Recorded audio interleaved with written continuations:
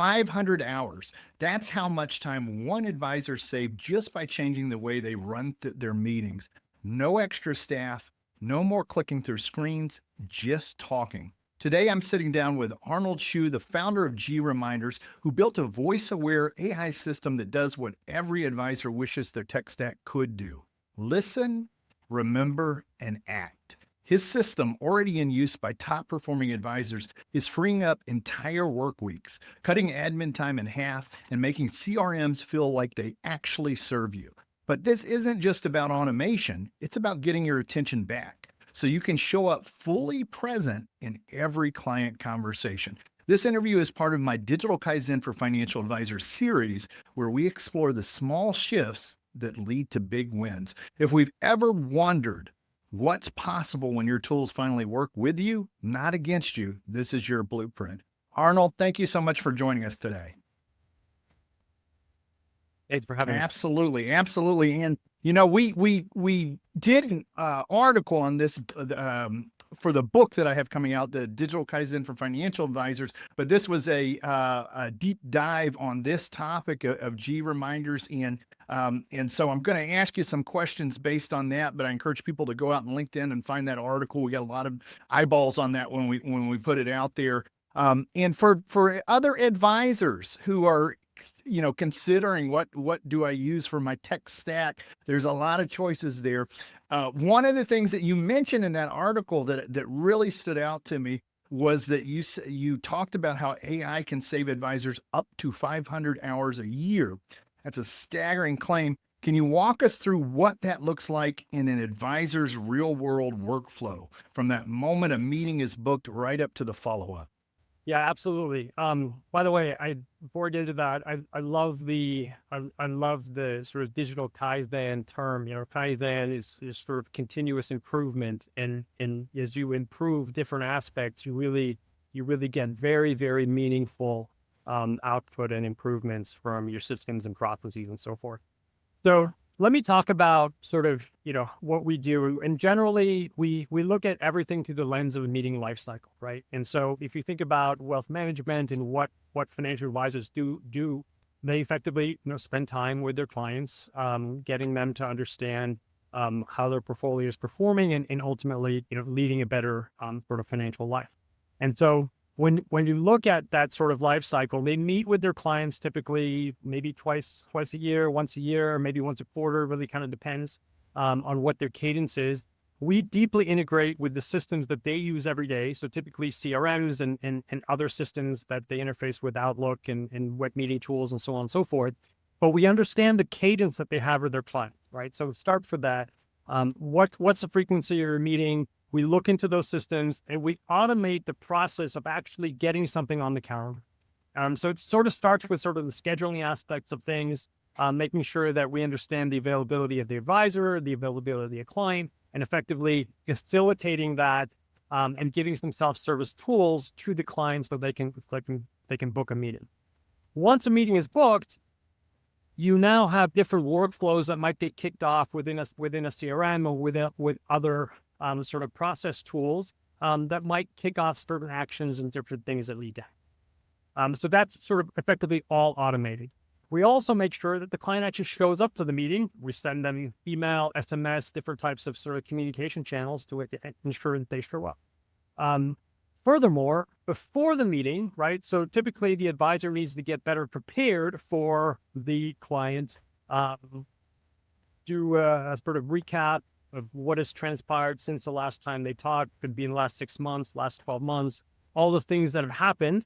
Could be many variety of things, including portfolio performance or other things that have gone on in the market. So we put together a very nice pre-meeting brief that is effectively custom, right, per client using generative AI, so that the advisor is doing less busy work before the meeting, essentially, aggregating all this stuff across all these different systems that they're using, right? So advisors use 5, 6, 7 different systems. Could be custodial platforms, could be financial planning tools, could be notes, could be documents, and so on and so forth. Aggregating all that stuff together, providing a better pre-meeting brief, again, leveraging AI and automations.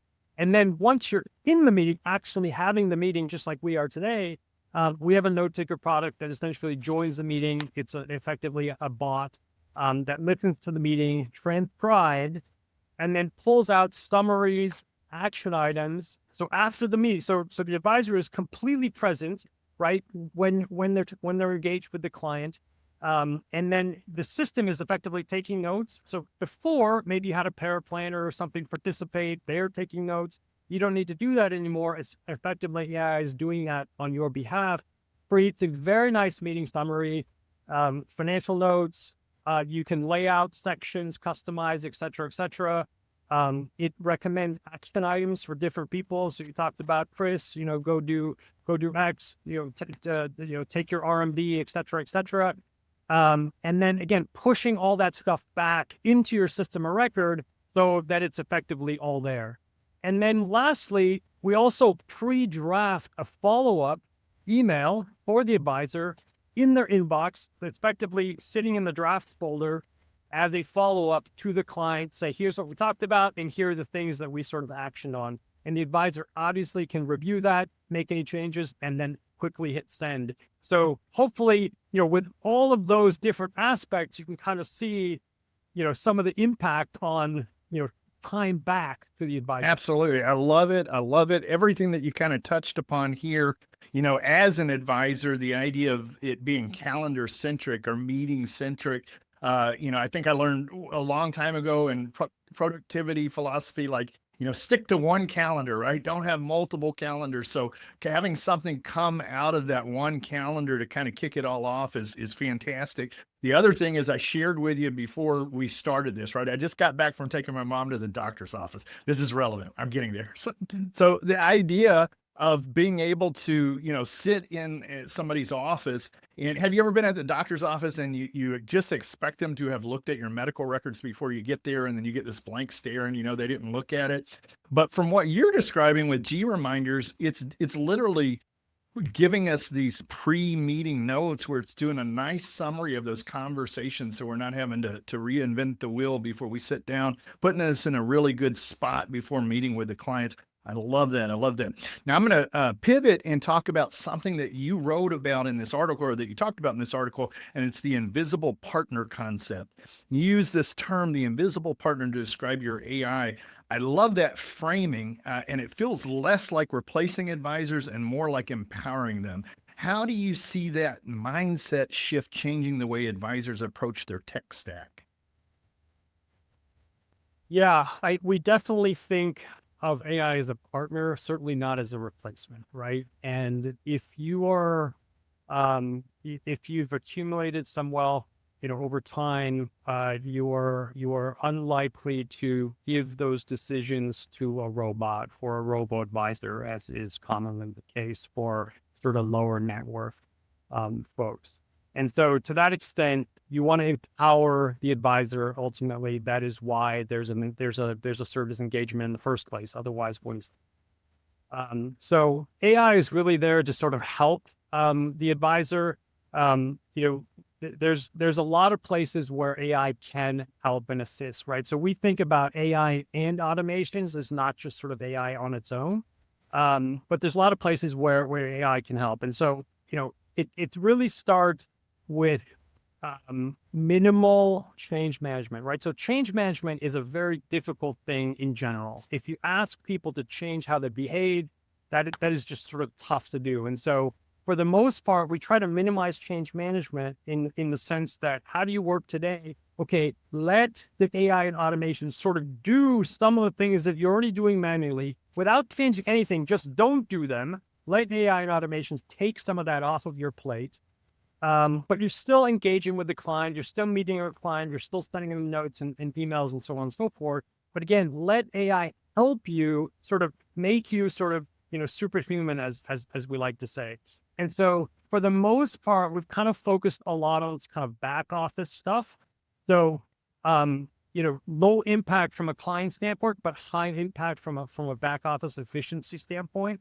But we're starting to see some of that stuff creep also into the front office, with some of the email drafts and so forth. And I think you'll start to see some of that come through in various, marketing capabilities down the road. But we focused, I would say, mostly on sort of back office, high impact, again, for back office work and low impact on the clients. I love that. I love that. The idea of change management, but minimizing that, right? I think that's true with anything. People, if you ask them to do something really, really big, it's less likely it's going to get done than things that are frictionless or less friction. So I like the idea of that being integrated into this whole process here. All right, I've got one about compliance here. And so, what I'm finding out as I'm writing this book, Digital Kaizen for Financial Advisors, is one of the things that's on the top of everybody's mind is compliance. For me, I don't even like talking about it because I enjoy all this other stuff. But this is a conversation that has to be had. So, what I call it, I want to get beyond the cover your own ass thing, right? So, we saw that attorney that went out and wrote the brief using ChatGPT, and we've been kind of playing, people in the healthcare profession, finance, we've been playing catch up from then. So we kind of got to acknowledge it and speak to it. But when it comes to our industry and compliance, in the article, you said the biggest hurdle isn't the tech itself, it's compliance. What specific concerns do compliance teams raise, and how did you engineer GReminders to address those without slowing innovation? Compliance always is part of the conversation. And so we understand that, especially in the financial services space, compliance is a big deal. So we spend a lot of time effectively leaning in to compliance and governance so that the folks that are effectively in charge of that discipline are comfortable with those systems. And so that includes understanding our systems and processes internally. We have third-party audits, for example. So we do SOC 2 compliance effectively. So that it's effectively what we're doing is, third-party audited. We talk a lot about data privacy. We talk a lot about AI not learning on data that is provided to the new LLM and new generative sort of AI technologies. So we spend a lot of time sort of in this data security privacy space, again, to get folks comfortable. And the other thing that overlies, I would say, all of this is, again, that AI is an assistant, is a tool, but ultimately the human is still in the loop, right? And the human is ultimately making the decisions. And there's always the confirmation back to say, is this what you want to do? Confirm, right? And it's not just AI sort of, going rogue. And that's something that I think, when you're working with AI, make sure that you sort of understand the, who has access to the data and what is happening with the data and what actions can be done on top of that data. I love that. Great answer there. You set me up for the next one here that I'm going to ask you about human-centered efficiency. But before we get there, some of the things you just shared with us is leaning into governance. For the people that are doing compliance and making sure that we're answering those questions, it's so important that the technology that we're working with, that you guys are on the same page. I'm with a regional broker dealer, but even if you're at an RIA, these are the same issues, right? The idea of having SOC 2 compliance. So if you're an advisor and you get very excited about some technology and it's just not able to check the box on the things that are required for data privacy, it's not worth going down that road. So it's good to know that you're working with a partner that's aware of these guardrails that we have on it. And then, you also mentioned not AI, not going rogue, right? I even picked up when you prepared the emails for us, it didn't just go out there. You put it in a draft folder. So there's that human touch to it before it gets out in the world, which, as somebody who's sending an email out, we should be doing that anyway. So super important. So let's talk about presence. You said AI frees advisors to actually be present with their clients rather than worrying about notes or follow-ups. How does that translate into better outcomes for both sides of the relationship? I think wealth management is it's a high touch, bespoke business. that is why you're engaging financial advisor, for them to understand you, understand your goals, ultimately to lead a better financial life. And so as a result, you really want to understand your clients. You really understand what makes them tick, what they care about. What are the things that they're trying to achieve. And so in order to do that, you really need to be present. You shouldn't be, writing down notes. And, the human, in fact, cannot write and cannot read and talk or listen at the same time. Like it's actually not possible in our minds. And so you really want to be present. And so to the extent that others, in the past, like I said, maybe you had a paraplanner or somebody else present that was sort of, doing a lot of the sort of administrative work. Now, effectively, AI can do some of that stuff. And those paraplanners, by the way, can now spend time on higher value activities rather than some of the sort of rote admin work. And so, again, we think that AI and automations allows the advisor effectively to be present with their client, which is ultimately really what they should be doing and what they're good at. And I think what they wanted to do. I love it. I love it. Yeah. My experience when the note taker AIs came out was that I don't know if because I'm an obsessive note taker, if I'm really being honest with myself, and how many times do I actually go back to my notes and then it's chicken scratch. I can't read what I actually wrote. But when I started using the AI note takers, it really does a really good job of capturing the things that are important and even the things you didn't think were important, but you may need to go back at a future time to see. So I really love that aspect of it. Now I'm going to keep moving here because we got about 8 minutes here before we hit the end of the show here. But there's something that you have in GReminders that's called the Ask and Do Anything feature. That's a powerful feature, but you're also clear about how important context is to its success. How do you ensure that AI's actions are relevant, timely, and safe inside of an advisor's ecosystem? Yeah, good question. So context is everything to a large language model, right? Generative AI. It really is everything. And so the way that we think about context, we think about it in terms of a client record or a household, right? And so we don't actually we don't have a general AI assistant, right?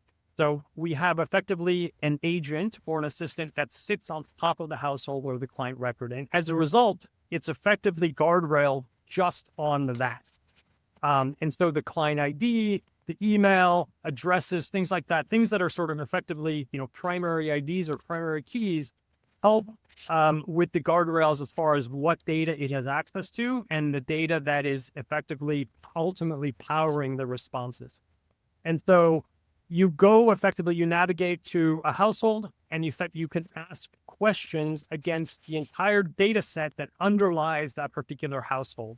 It could be based on past meeting notes. Again, it could be on portfolio performance. It could be on a variety of different topics, but again, guardrailed on top of effectively the client record. And that really, helps significantly.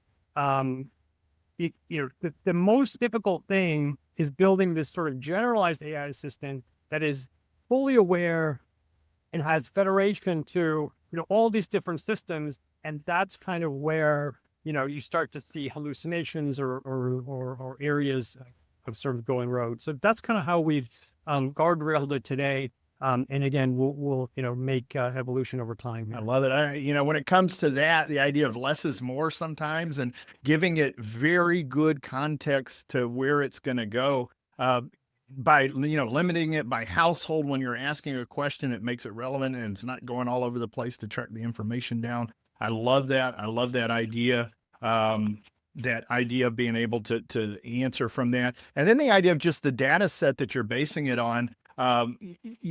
We are fairly early on these note-taking AIs, and I know there's a whole bunch of other stuff that's rolling out, but if we go deep just on the note-taking stuff, if we project ourselves out in the future, 5-10 years from now, we've got all of this data-rich recorded information in our client folders. There's no way we can't be more of an informed advisor with that much information. But the idea of having those guardrails, I think, is huge there.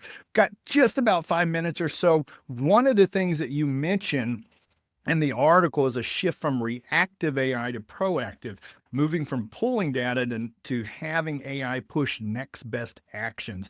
What does that look like practically, and how do you avoid overloading advisors with more digital noise?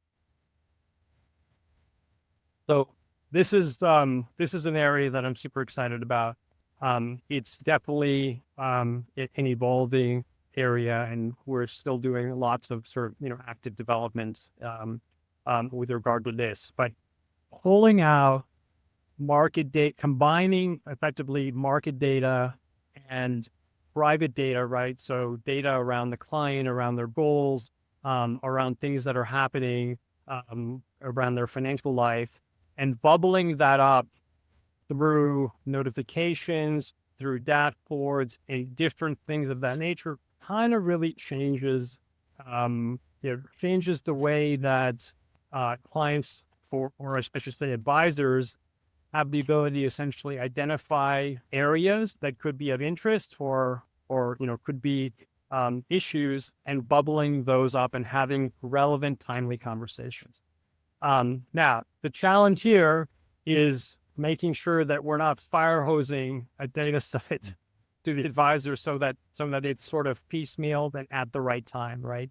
And so there's a lot of work that's sort of happening in this particular area, but it really kind of changes this whole notion of clients asking for stuff versus being proactive and sort of, pushing data out that makes sense.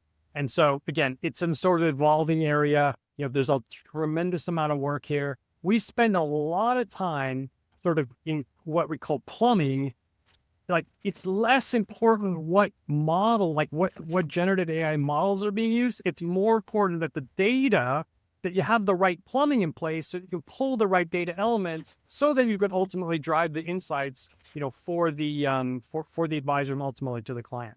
So we have different types of dashboards and so forth where we're surfacing certain things. And again, we continue to obviously work in this area. It's all very nascent, I would say. I love it. I love it. Great answer there. The idea, I get digital overwhelm here, and the idea of things getting on my radar, bubbling up to me, these notifications, having a dashboard with the things that are most important that I need to be aware of. That's important to me. Because it limits a lot of the noise that's out there. Sometimes too much information is bad, right? You talked about plumbing and making sure sometimes it's not the size of the LLM model. I've seen a lot of people put small local LLMs on NAS systems, and they're a lot smaller, but they can get a lot done. So it's not always the size, right? The plumbing, though, just making sure that you have that data, the right stuff that it's pulling from is huge here. All right, I think we've got time for one more question here. A big part of Digital Kaizen is about starting small. You recommend note takers as an entry point. Why is that a good first loop, and what kind of results do advisors typically see early on? So I talked earlier about change management, right? And so we think change management is really, really difficult, especially when it comes to business process and so forth. And so minimize the change management. So the reason, so a couple things. One is, so when I talk about note takers, I also include like pre-meeting briefs, for example, right? Because you're already you're probably doing some form of preparation for the client. Let the system do that for you. Even if it gets it to the 80% mark, that is pretty good. And it's literally delivering to you in an email or a Word document or a PDF that you can effectively then go and modify. So you're already doing effectively pre-meeting prep. Let the system do 80-90% for you. You're going to be better off. Then, note taker, you still have the meeting. You still have your in-person meeting. You still have your Zoom meeting or Microsoft Teams meeting. Doesn't matter. Let the bot join. It's just another participant. And look at the output. The summaries are really, really excellent. You can customize those. You're already doing summaries. Let the system do it for you. Let it recommend action items. And the biggest value is not just that it takes the summaries and the action items and recommends opportunities and workflow, but it actually puts it in the right place. right? Like getting that from one system to another is work. Like let the system do that for you. You are already doing it, but now the system will just automate that, right? And it's stuff that nobody wants to do. Like nobody became a financial advisor to do a bunch of this rote admin stuff. They just did it. So like their life literally becomes simpler, and the change management is just do less of that stuff and let the system do it for you. And that's why we say start with that, because it's almost instant gratification. I love it. I love it. And some of this can be dangerous. As an advisor, we need to be building relationships, making contact with our clients. If you're at all like me, I enjoy building out Zapier integrations. Well, I shouldn't be doing that. That is a rabbit hole, a time suck, and half the time, 3 hours later, you're like, okay, what the heck am I doing? So if there's something that where these things are already integrated, you mentioned you should already be doing some kind of briefing, but that takes time. And if this is going to show up with something that's already 99% there, and we're having to go back and do a few tweaks, few edits, you're getting good information there. All right, we are right here. I actually got one more question for you. All right, this is the last one here. Imagine we are 5 years out here. Where do you think this is all headed? What's your vision for what an advisor's day will look like in 5 years? And what role does this voice first AI play in the future? So the voice modality is you're interacting effectively with your systems, and voice is sort of underrepresented in general. But I think it's highly useful sort of communication channel over interfacing through a user interface or typing and so forth. So I think voice will be a big part of it. I think you're going to start to see, well, you're already starting to see, but you're going to see more and more processes effectively AI-fied or automated. A lot of the things that are holding things back, really, at the end of the day, we talked about it, is access to data and the plumbing that underlies all this stuff. So getting federated to the different systems that you're using, making sure that sort of AI or automation fabric is actually connected to those systems in a salient way. Those are some of the things that hold it back, and that is effectively all being built out. So I think you're going to see a lot more efficiency gains, significantly more efficiency gains. I don't actually believe that that's actually all that impactful from like a labor force standpoint. I think certain areas may be impacted sort of outside of financial services, but I think a lot of the folks that are doing certain things today can focus on higher value activities, ultimately delivering a better client experience. I love it. I love it. Arnold, thank you so much for joining us today. We are right here at the end of the show. For listeners who'd like to find out more, advisors who'd like to dive into GReminders, where can they find out more information? So go to our website, GReminders.com, and you can also hit me up on LinkedIn. Perfect. And if you're driving right now, just know that's all going to be in the podcast notes there. Arnold, thank you so much for being on the show today. Have a good rest of the day.